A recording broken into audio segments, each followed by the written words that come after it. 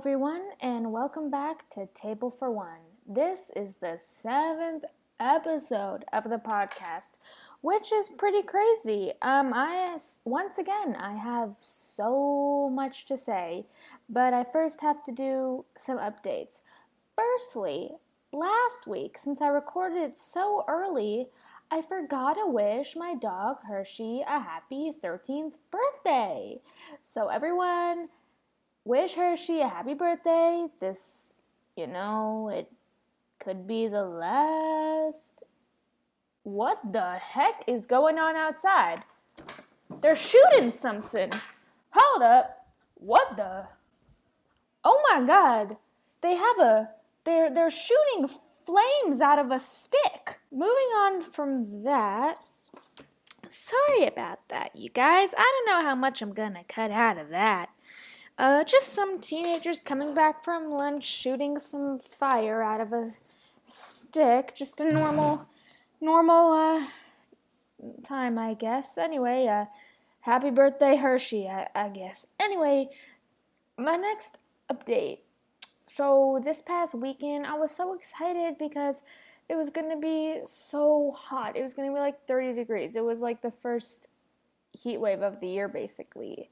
So on Friday, the past week before Friday, I was feeling a little icky, I couldn't breathe so good. My stomach was And then on Friday, I was doing my mom's boot camp class, which is basically training for the army, but I'm doing this on my own accord. So it's pretty brutal.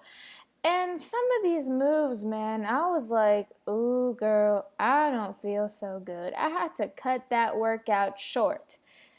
I could barely even get myself ready to go sleep on the couch.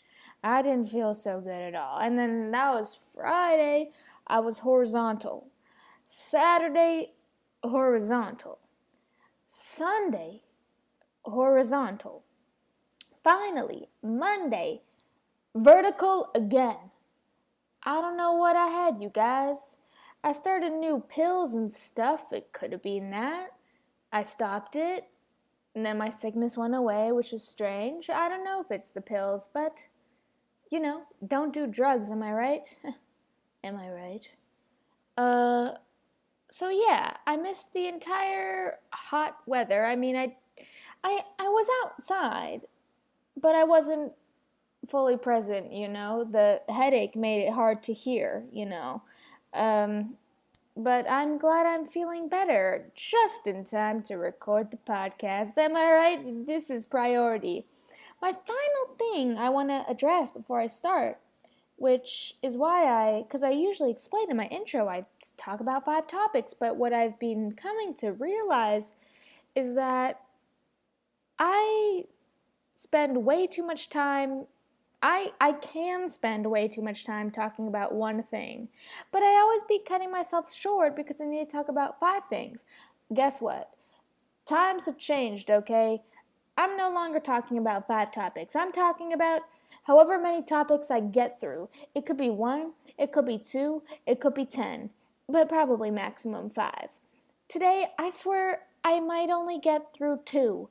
I have a lot to say about certain things, and we're all here to learn together. I don't want to miss any details. If I want to talk about something that requires a lot of research, then the episode's going to be on that. I don't care. It's my podcast, and guess what? No one listens, so it's just me.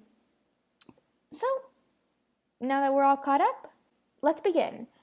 So this is the topic I wanted to get to last week, but I didn't have any time, and it's FIFA. Yeah. So FIFA is coming to Toronto between June and July, and I already know it's going to be a complete disaster. Just to preface, so United States, Mexico, and Canada bid to do FIFA all together, whatever, in 2017. So Toronto had 9 years to sort themselves out. And yeah, whatever, there was COVID, but, So let's talk about the elephant in the room. what, basically the only way something can be a disaster is a disaster, because what do you need for soccer other than a soccer field? So Toronto got BMO Field, Bank of Montreal represent. I didn't even know that Toronto had a soccer field before this, but apparently we do. But Emo Field, I don't know when it was built, but it looks old. And it is not big enough to host FIFA, okay? And instead of building a new stadium, a new for the future, Toronto decided the best course of action was to just build like more seats above the old seats, but like not make it nice, just scaffolding. So all you see, you look up at the stadium and it's just scaffolding, because it's just temporary seating. This scaffolding, it's so bad. I don't even know how to describe what it looks like. It's just like, imagine you're building a building and all you have is like the frame of the building, but you still need to add some stuff to it because you can like kind of see through it because it's the frame. So that's basically the stadium, but they're finished. Like, I love how the articles were always saying, everything's complete. Girl, no, it's not. Is that complete to you? Because that looks like unfinished business to me. And it's just so weird because it's like the normal BMO red seat, whatever. And then this metal like thing above. How many casualties do you think there'll be? Because it looks so easy to fall off the edge of that. And I don't even understand, because it's only like the like south side has the scaffolding, but not the other sides. So it just looks so bad. It just looks so bad. Oh my god. Like, I swear, you look up at it and you go, yeah, someone's gonna fall off that thing, aren't they? I don't even know, but it's like, I get it. BMO Field didn't have enough room, so need to build more seats. But I thought you build more seats on every side of the stadium, but they're only doing it on one side? I don't know. And then once FIFA's over, they're just taking it down. Like, this was your chance to make BMO Field great again. Or just great for the first time, frankly. But no, like, what do you mean? What do you mean? This was like your opportunity, you know? Like, for example, in 17? I guess right when they bid. So they kind of had the forethought. Okay, so around 2015 maybe, whatever. Toronto hosted the Pan Am Games, okay? And now we have the Pan Am stuff is still there. Like, I've been to the Pan Am pool and it's so beautiful. I think there's more than one. I've been to one. And it's like, yeah, you're not going to build a pool and then just tear it down. Like, sure, okay, fine. If you're gonna make the temporary scaffolding, fine, for FIFA. And then after, make it nice, you know? It doesn't make any sense. It makes no sense. And then I was speaking to my dad about this, and he goes, well, have you even seen Vancouver Stadium? And I'm like, what do you mean? He's like, that's how you do a stadium. And I'm like, what? So then I go and I Google Vancouver Stadium. It's called like BC Stadium? I don't know. But now that is how you do a soccer field. Now that's how you do a soccer field. And to make it fit for FIFA, all they had to do was just do a little like renovations, like make new bathrooms or something like that. Like, they didn't need to add like 5,000 extra seats, you know what I mean? Like, I don't understand. And I don't even understand how US, Mexico, Canada won this bid. I guess since it's all three, it makes a lot of sense. But it's like, if Toronto just bid, I don't know how FIFA works, but if it's usually hosted in one city, what it probably is. If Toronto just bid, they'd be like, hell no. What the hell? Like, but if Vancouver bid, they'd be like, okay, Okay, but I'm so embarrassed. And I'm not even done talking about the embarrassment. I'm not even done. So this Vancouver stadium has a subway stop just outside the field, okay? It's from rapid transit, whatever, subway that they have there, I don't know. It's only a 5-minute walk. Now remember that, okay? Remember that it's only 5 minutes. Okay, here's my question. Why even make FIFA at Exhibition Place? Yes, we had the field, but no, we don't. Let's be honest.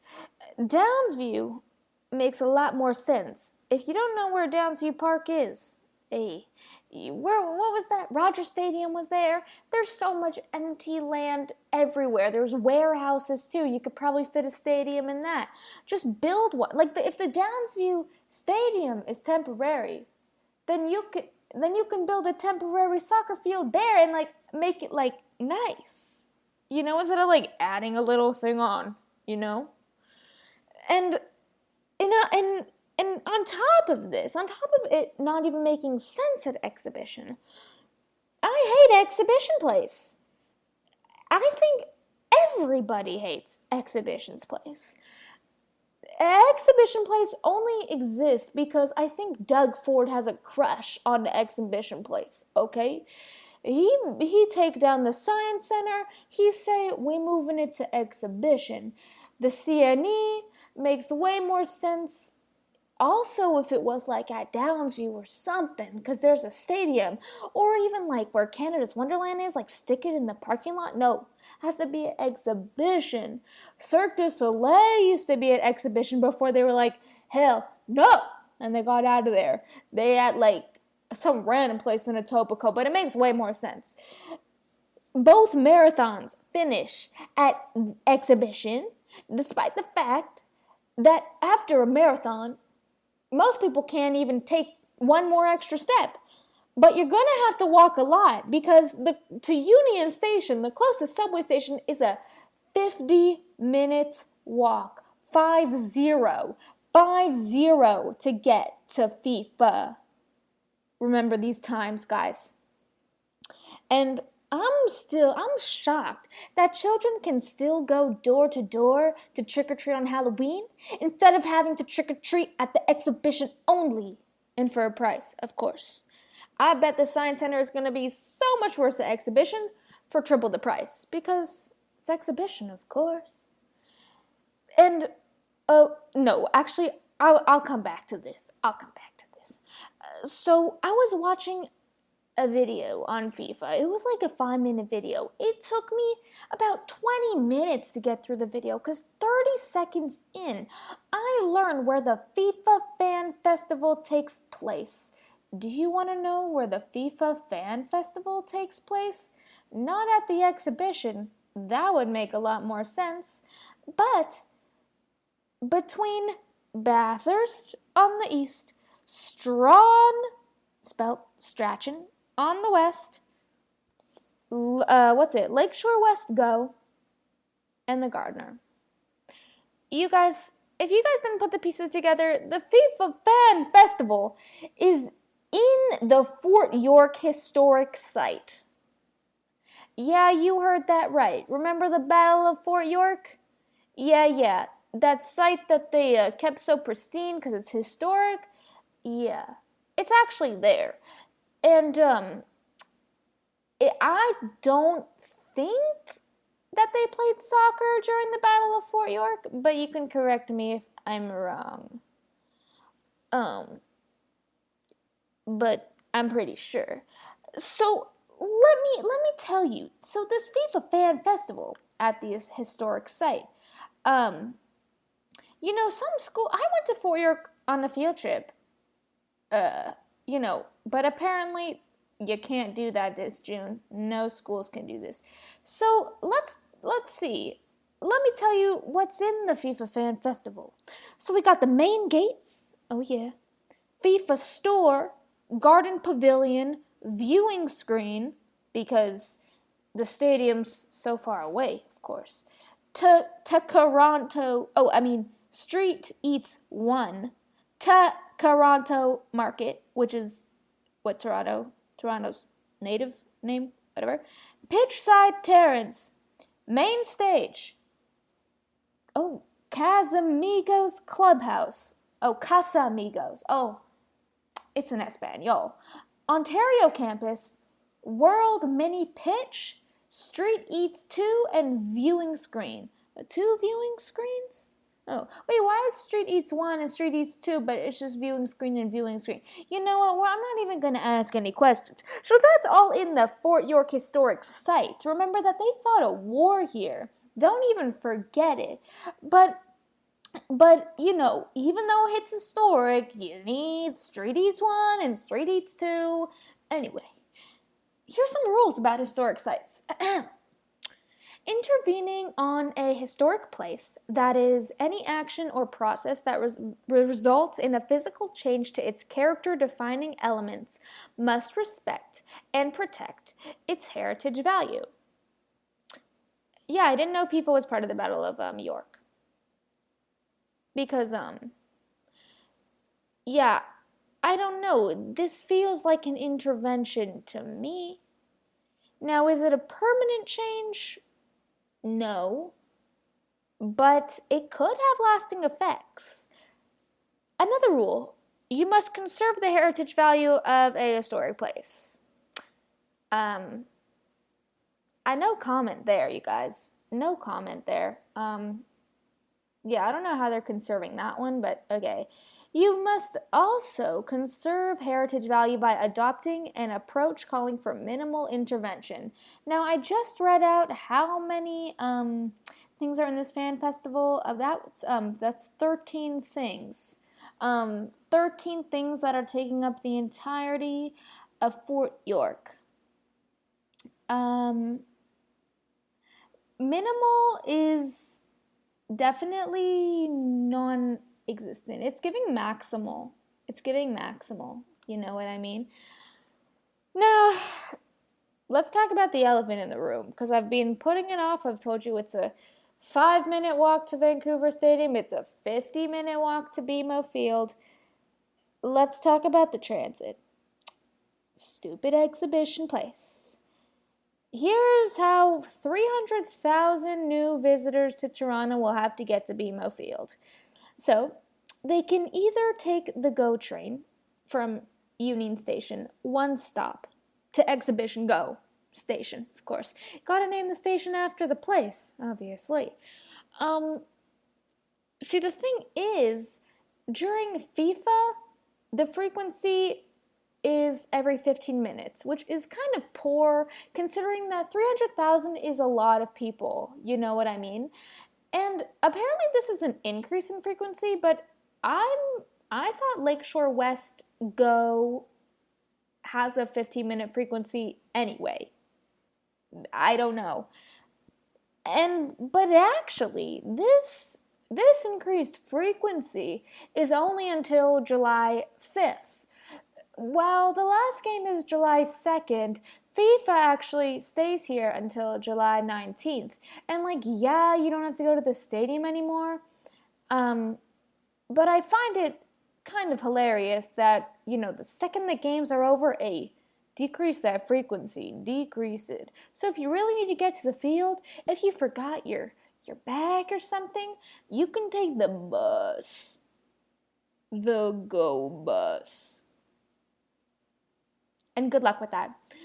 Another way you can get to the field is taking the streetcar. Yeah, no comment. Another way you can get to the field is through the exhibition entrance on Dufferin, using the Dufferin bus. Just know that here in Toronto, we call the Dufferin bus the Sufferin. Like suffer, because it's really terrible and it's really crowded. And I went to exhibition during the Army plane show thing, on Labor Day. And since things were roads were closed and stuff. Dufferin had the Dufferin Route 29 Dufferin had to go all the way to like Lansdowne. We ended up going like north just so we could go back south. It was terrible. I could have walked down there faster. We got off so far away. Anyway, but another thing you can do to get to BMO Field is, of course, you can walk. On the Go Transit website, they call this walk scenic, which is interesting. I don't think I'd call a walk on Lakeshore West scenic. Now, don't think that Lakeshore West, being on that road, don't think you're at the lake. You actually can't even see the water, frankly. So I wouldn't call it scenic, especially because you're walking like away from the city, so you actually don't see anything. You see those like 2 buildings in Etobicoke, and that's it. I guess the walk back is fine, but I don't even know. And you're probably going to be walking back on like Queen or something, because that exhibition is so confusing. I don't know what's going on half the time. When I went to see the show, I don't even know where I was going, and I live here. There was like fences everywhere. We had to go like all the way around. I don't know how anything works. I hate exhibition, you guys. Have you guys seen Exhibition Place for like 99% of the year? It's more like you know what? It's like an exhibition of what? An abandoned warehouse. When you walk through Exhibition 99% of the year, a tumbleweed goes by. Okay? It's so dead and sad in there. There's no one there because Exhibition is stupid. Even Cirque du Soleil agrees. So that's why I'm angry about FIFA. Now here's another thing I'm angry at. This topic might take me like 45 minutes to get through, depending on how angry I am, okay? So, as I mentioned last week, what was I even talking about? I have no idea. Front of package labels. Okay, let's talk about them. Let's talk about how Canada could get front of package labels oh so very wrong. So, let's begin. Now, you might want to take notes because I certainly had to. Okay, so in my health communication class during my final semester at university, we had to choose a topic that would span 2 large projects. And the way we chose a topic was that we had to choose a subtopic from the 10 main topics of the Government of Canada's health website. It's already confusing, but anyway. So I was looking around, and I'm like, hey, this is interesting. I'll pick nutrition labels. Whatever.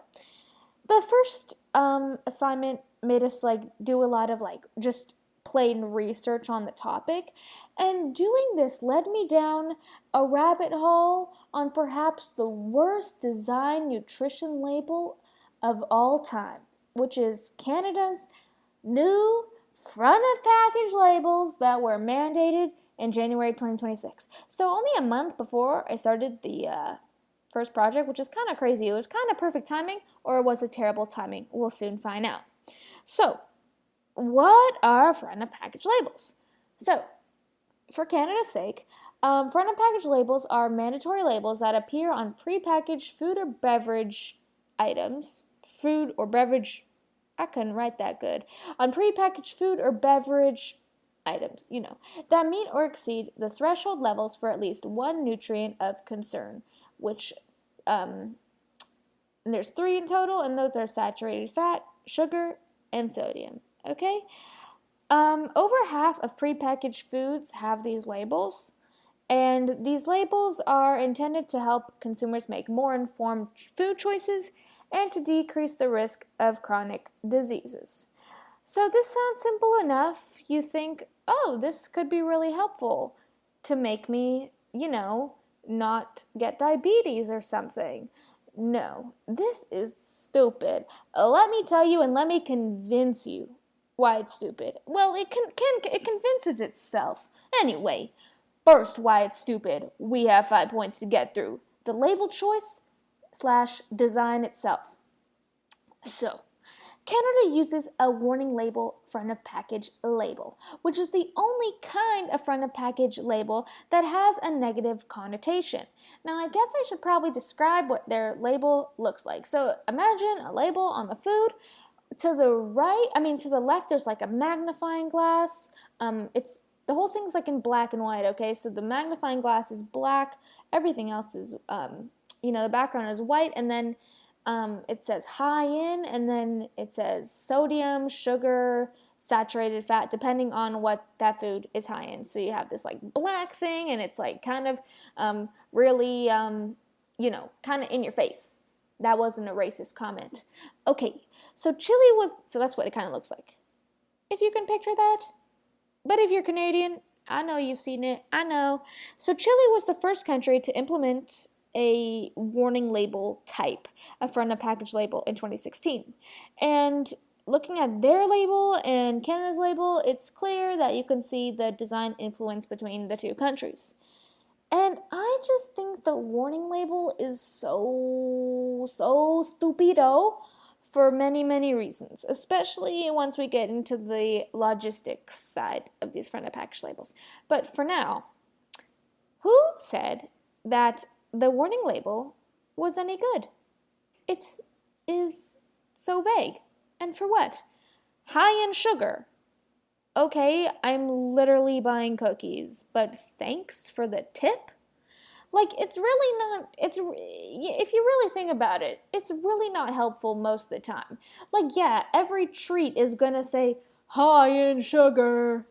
Like, yeah, I know, but I want chocolate. You know what I mean? There are many other types of front of package labels that are way better. Well, only 3. And they are much more informative and less like, whoa, like, careful, it's so sugar. First front of package label. Which is my personal favorite? Actually, you know what? They're all good in their own way. The first is the traffic light front of package label, which shows the amount of grams of the nutrients of concern, like how much grams in a serving of sugar, sodium, saturated fat, and the percent of that grams. This is so hard to explain. So let's say the front of package, the cookies have 15 grams of sugar per serving. And so it would say 15 grams, and then underneath it would say 10% of your daily value.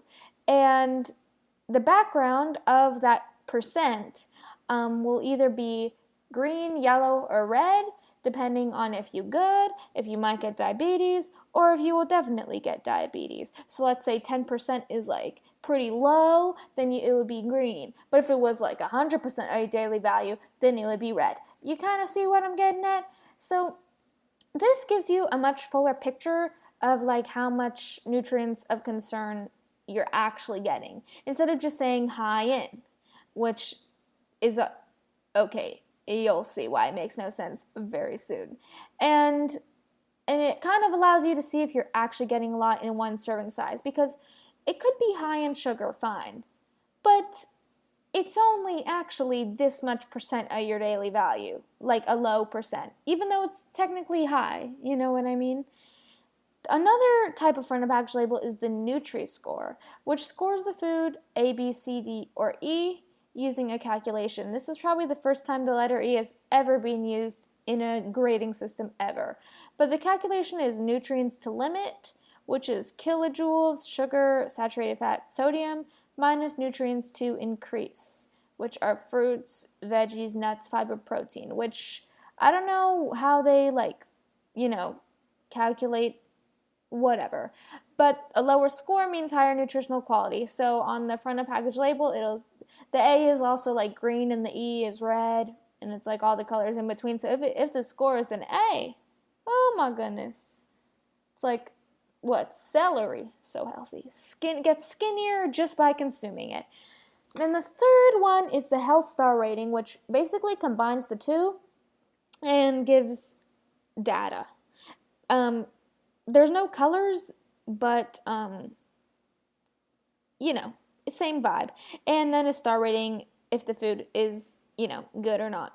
So you have like all the things from the traffic light, and then instead of like the Nutri-Score, it's like a star rating, so it's like a 3 out of 5. Or things like that. I don't know how they calculate the stars. Maybe it's the same kind of thing. So, yeah.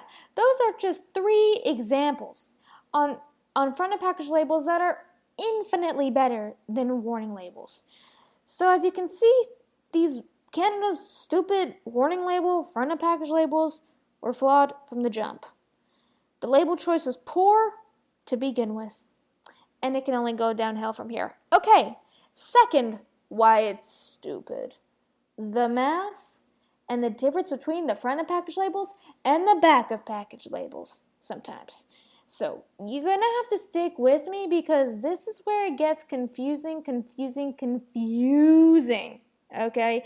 This is the simplest way. I'm trying to simplify this, but this is crazy. Listen. Focus. Lock in for me. A front of package label appears when the bad 3, I'm going to call them the bad 3, sodium, saturated fat, sugar, are greater than or equal to 15% of daily value, which is like, how much you should eat in a day. Okay. A front of package labels appears when the bad 3 are greater than or equal to 50% of daily value. 15. Making that clear. 15. So, on every single food item, the back of package label always says 5% is a little and 50% or more is a lot. So this makes sense. If a food has 15% of sodium, for let's say 15% of the bad 3 or more, put on a label. Perfect sense. Because every back of package label where you see all the nutrients, if you don't know what I'm talking about, where it says like calories, fat, whatever, always says 5% is a little, 15% is a lot. Always. Okay? So, put the front of package label. That makes sense. Oh, wait. Why would we make anything make sense? Now listen. If the serving size is less than or equal to 30 grams or milliliters, a front of package label appears when the bad 3 are greater than or equal to 10% of daily value. Okay? So when the serving size is very small, now the label appears when it's equal to 10%. But the back of package label is always telling me that 15% or more is a lot. But if a food with a serving size of 30 grams has 10% the recommended daily intake of sodium, it still gets a label. But I thought you said 15% or more is a lot. But now it's 10%? So now we're just contradicting ourselves? Oh, wait, we're actually not even finished. If the serving size for pre-packaged main dishes, whatever the hell that is, I don't know how to classify something as a main dish or not, whatever, is greater than or equal to 170 grams when intended for children 1 to 4 years old, or greater than or equal to 200 grams for everyone else, then the front of package label appears when the bad 3 are greater than or equal to 30% of daily value. Okay, one more time, the back of package label always says 15% or more is a lot. But actually sometimes 10% is a lot. But actually sometimes 30% is a lot. But actually it's like 30%, but if it's like children 1 to 4, it's like 170 grams as a main dish or whatever. And then it's like if you adult, it's like 200 grams, so it's like the 30%, but it's usually 15%.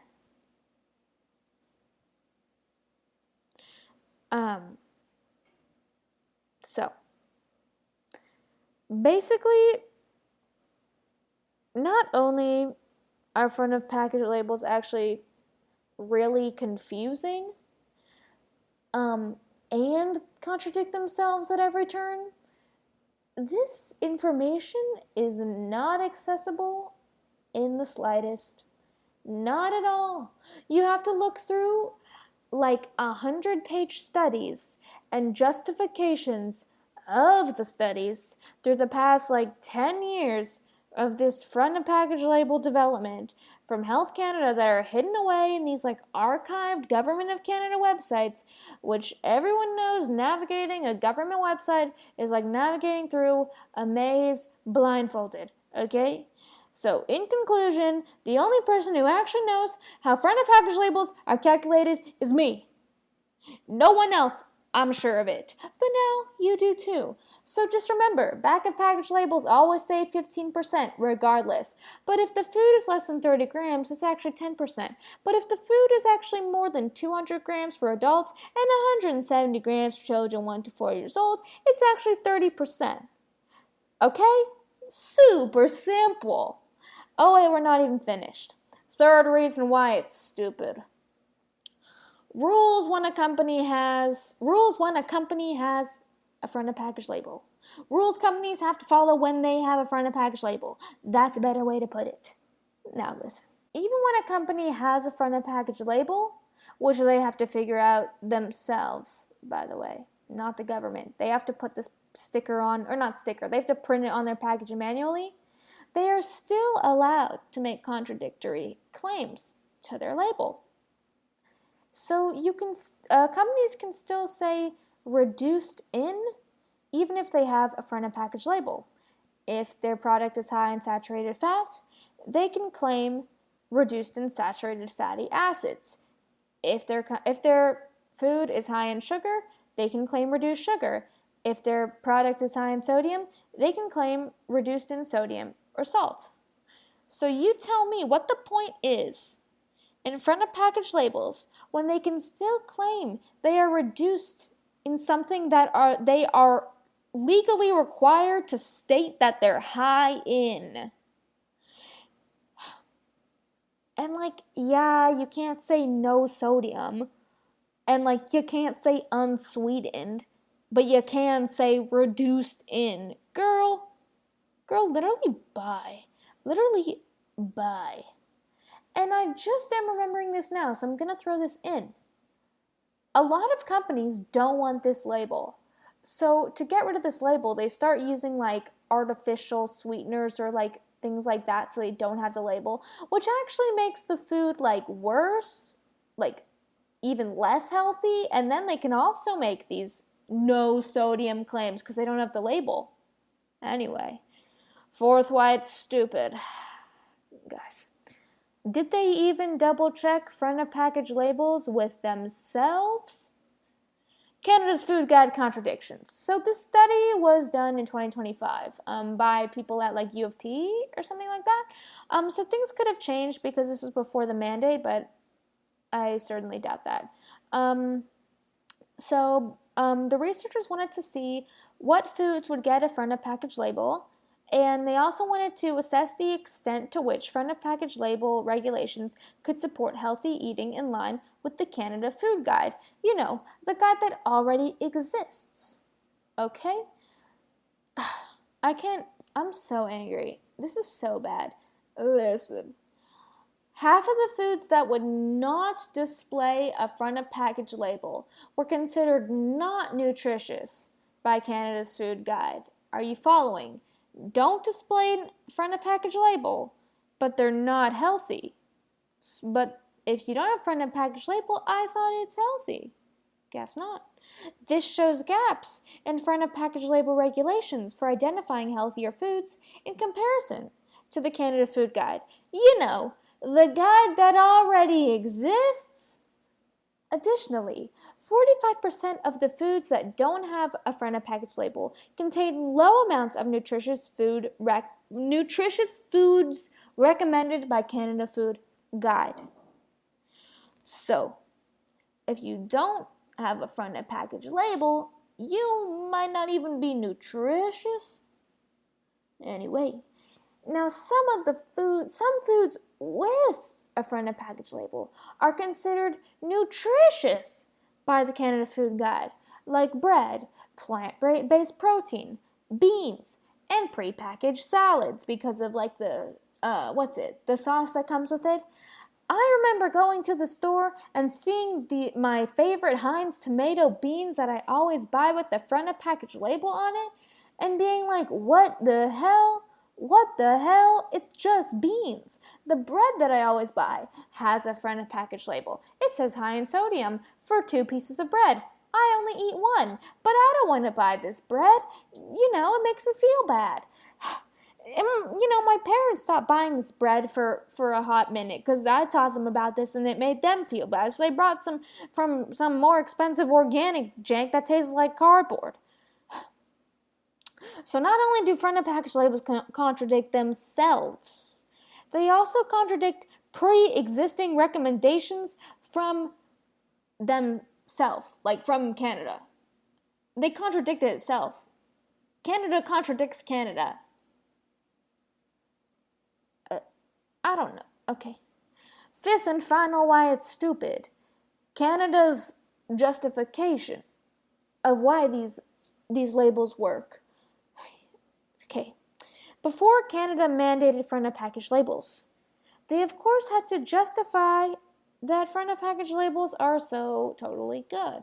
Their final study took place in 2018 and was published in 2020, and it was to see how people would react to their label in a retail setting. Now, before I get into this study, I just have to say that I remember reading this for the first time, back in like February when I was learning about this, and being so flabbergasted on this study that I didn't even take any notes on it. It was that bad. I just closed the tab. I was finished. I had to dig the study out from the grave, and it's hard to navigate a maze blindfolded. Remember that. So the goal of this study was to determine, this is in quotes, to determine if high in nutrient specific front of package labels as compared to current labels, which is nothing, could improve consumer capacity to identify foods high in nutrients of public health concern, which are saturated fat, sugar, and sodium, and differentiate between healthful and less healthful products to make informed choices to reduce intakes of foods high in sodium, sugars, or saturated fat. So if you didn't understand that jumble of nonsense, because they basically repeated themselves 12 times in the longest sentence in the world, they're basically just testing if people can read. Yeah, they're testing if people can read high in sugar and then seeing if they can be like, hey, I think it's high in sugar. Yeah, because they wanted to see if the labels that say high in sugar could improve consumer capacity to identify foods that are high in sugar. And then differentiate between like healthful and less healthful. Yeah. Anyway, and then what did people do? Of course, they chose foods that didn't have these labels because obviously, if you see something that says high in sugar, you're going to be like, hey, it's not good for me. So, yeah, guess what, guys? Foods that were labeled high in sodium are high in sodium. People were able to see that. Yep.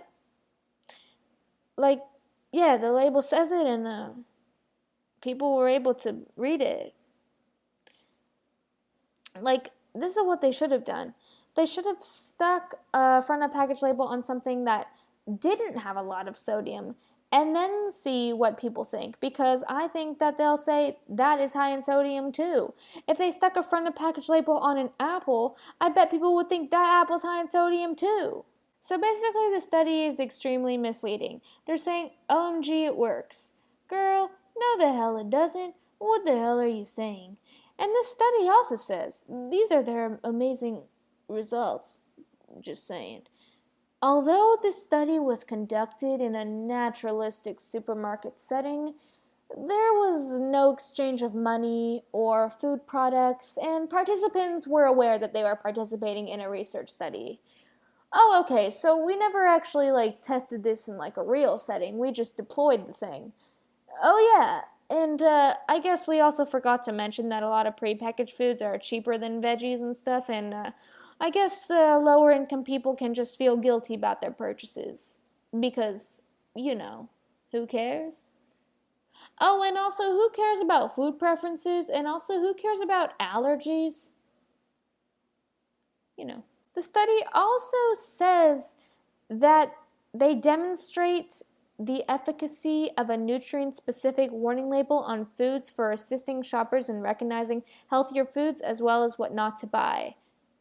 Girl, no you don't. No, you don't. This doesn't assist shoppers at all. It doesn't help them in recognizing healthier foods. It also doesn't help them in recognizing what not to buy. Are beans unhealthy? Is bread unhealthy? Just because it has a label on it, it doesn't mean that you shouldn't buy it.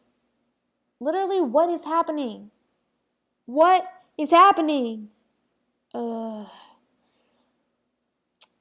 also say, there is no hard evidence that this will translate into an actual impact on their shopping behavior. Yeah, girl, probably not. Probably not, and you didn't even test it. You said, let's bring people here to our fictitious store and see if they can read. Oh my God, you guys, they can read. These labels are amazing. Stick it on an apple and see what they have to say. So my conclusion to all of this, Canada's front of package labels are god-awful. I hope you can now see why. Let's go through all my points. Serving sizes influence if a food will have a label, which is not mentioned anywhere easily accessible. Companies can make contradictory claims to their front of package label because Canada said, go ahead. And front of package labels do not align with the recommendations from Canada's food guide. You know, the guide that already existed. Yeah. And Canada's justification to their front of package labels is just showing that grown adults know how to read. Hey, they should have tried it in French. See how that goes for them. So, these issues, as I've kind of mentioned, can cause shoppers to feel guilt, shame, or confusion about their food choices. And as I also said, I definitely have in my life as well. But now that I'm more informed, and now I hope you are too, I don't look at these front of package labels anymore because they are stupid as hell. Like some products, like these Heinz beans, okay? Like there's a bunch of different Heinz beans. Some of them have the labels, some of them don't. I still can't figure out why that is. I think, and the serving sizes are the same, so I don't know.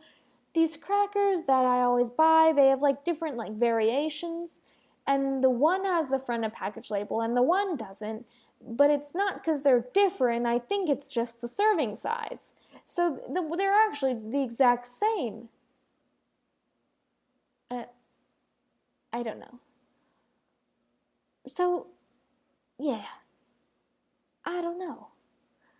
I read a lot on Reddit that people are like, this is helping me change my purchasing decisions and you know, it's helping me make healthier choices.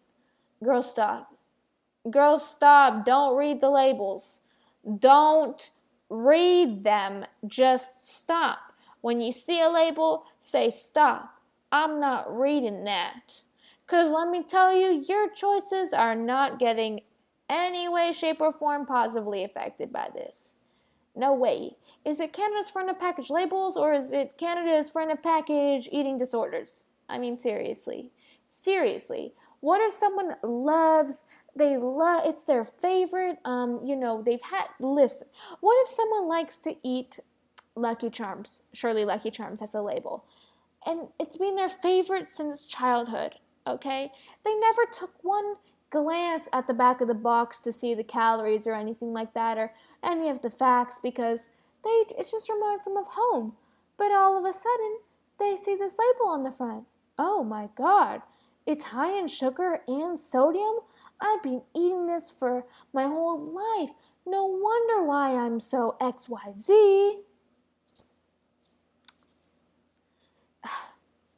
I don't know. So, how should you use front of package labels? That's a big question. And I'll quote my own fact sheet that I had to make for my first project on this in the class. 1. Remember that front of package labels do not provide a full picture of a food's nutritional value. They barely provide a full picture. Just saying. 2. Learn more about the food by reading the other nutrition labels. Self-explanatory. And 3. Consider ways to balance health, budget, and preferences. I think under every front of package label, you should put these 3 criteria. Nowhere does it say, hey, these are just, you can take these labels with a grain of salt. Nowhere does it say that.